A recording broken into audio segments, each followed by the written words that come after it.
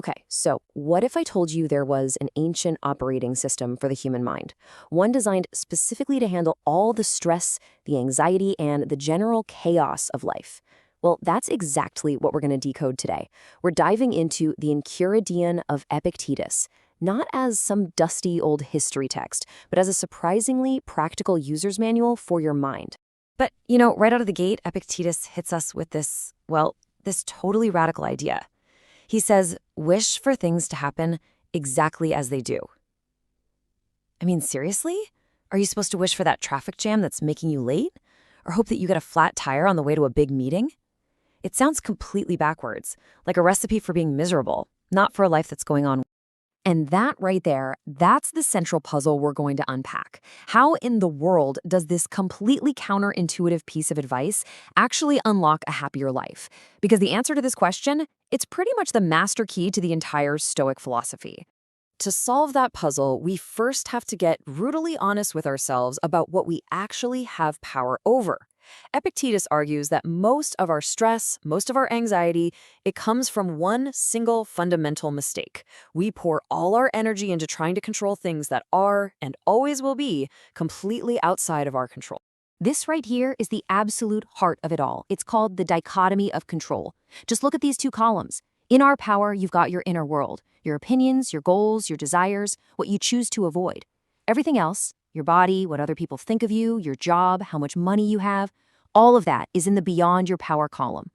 The whole game, the entire challenge of Stoicism, is to focus every ounce of your energy on that first column and learn to accept what happens in the second. And get this, here's the incredible promise Epictetus makes if you can pull that off. If you only care about what is truly yours, your inner world, you become, basically untouchable. Think about it. No one can force you to believe something. No one can make you want something you don't. You suddenly find this incredible freedom because you've stopped chaining your happiness to things that were never really yours to control in the first place. All right, so that's the big idea, the theory. But how do you actually use this stuff in the real world? Like when you're fuming in traffic, or when somebody says something that just gets right under your skin? Well, Epictetus gives us a clear step-by-step process. You can think of it like a little mental algorithm you can run for any situation. And here it is, that simple 3-step process. Step 1, something happens. You get bad news, someone insults you, whatever. Step 2, and this is the crucial part, you pause and you ask yourself that one vital question. Is this thing, or my reaction to it, something I actually control? Now, if the event itself is in that second column, beyond your power, you just move to step 3. You look at it and you declare, it is nothing to me. You're not pretending it didn't happen, you're just refusing to let it mess with your inner peace, which you do control. And this quote right here, this is the why behind that whole process. See, the traffic jam isn't what's making you angry. It's your judgment about the traffic, your story that this is a terrible, awful thing that's ruining your day. And that story, that judgment, that is 100% within your power to change. So this power we're talking about, this ability to choose our judgments, the Stoics actually had a special name for it, prohairesis. You can just think of it as your will, your core power of choice. It's the part of you that decides how to see the world.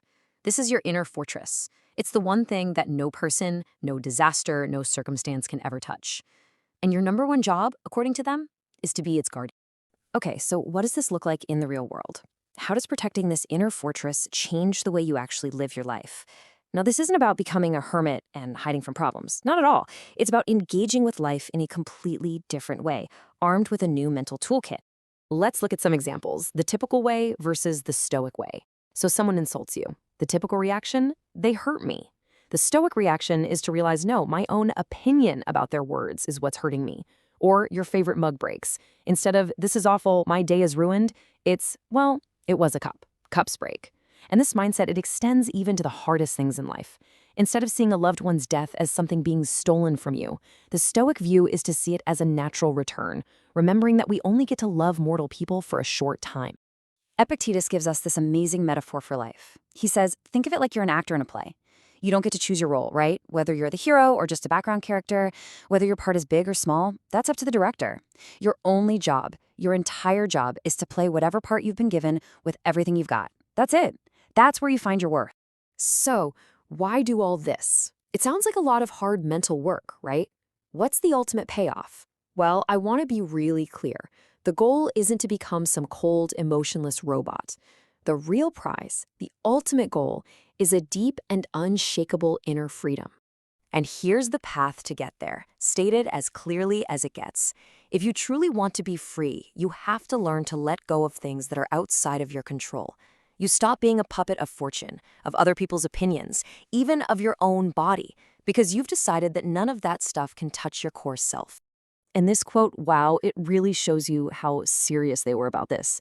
He's basically saying it is better to be poor and starving but free from grief and fear than to be super rich but constantly anxious and upset. For them, a peaceful mind wasn't just a goal, it was the goal, the highest good there is. So what does this look like in day-to-day life? How do you know if you're making progress? Well, Epictetus gives us this little checklist for what he calls a proficient, someone who's on the path. You know you're getting there when you just stop playing the blame game. You don't blame anyone, you don't accuse anyone. When something goes wrong, your first question isn't, whose fault is it? It's, okay, what was my judgment here? You start to watch over yourself, not to beat yourself up, but like you're a project that you're constantly trying to improve. So we've walked through the whole operating system. Understand what you control, manage your reactions, and play your part well. And all of this brings us to one final and maybe the most important question, a question for you. And I really want you to sit with this for a second. Think about all the things you blame for your stress and anxiety right now. Your job, the news, maybe a relationship. But what if Epictetus is right? What if the real source of all that frustration and hurt isn't out there, but in here? How much of the suffering you carry around every day is a burden that you actually have the power to set down right now?